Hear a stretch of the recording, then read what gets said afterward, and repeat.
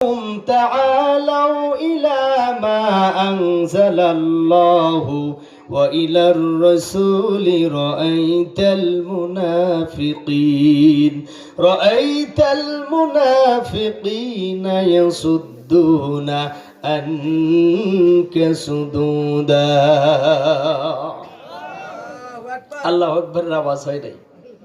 আল্লাহু আকবার জোরে বললে তিনটা উপকার হবে। এক নাম্বার, আপনার জীবনের গুনাহ মাফ হবে, সুবহানাল্লাহ কর।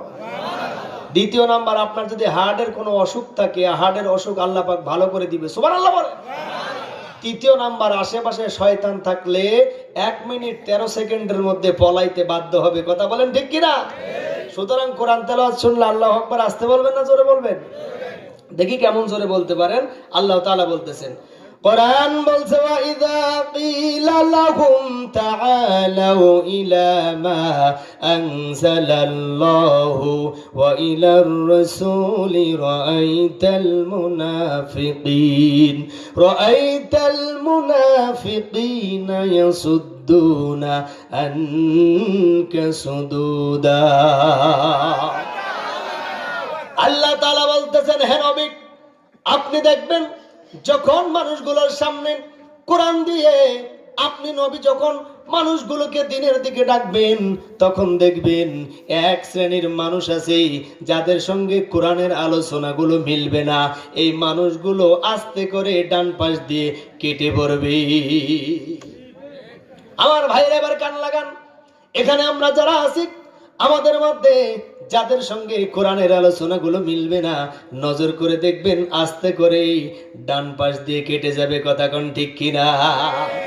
দ্বিতীয় নম্বর শ্রেণীর কারা? হে নবী, আপনি দেখবেন এই মানুষগুলো যখন কোরআনের আলোচনাগুলো নিজের শরীরের সঙ্গে যখন লেগে যাবে, কোরআন বলে সুদ হারাম, যে ব্যক্তি সুদ খায় তার গায়ে লাগবে কিনা? আস্তে বললেন কেন? যে ব্যক্তি ঘুষ খায়, কোরআন বলে ঘুষ হারাম, ওই ব্যক্তির গায়ে লাগবে কিনা? যে ব্যক্তি জেনা করে, কোরআন বলে জেনা হারাম, ওই ব্যক্তির গায়ে লাগবে কিনা? জোরে কোন?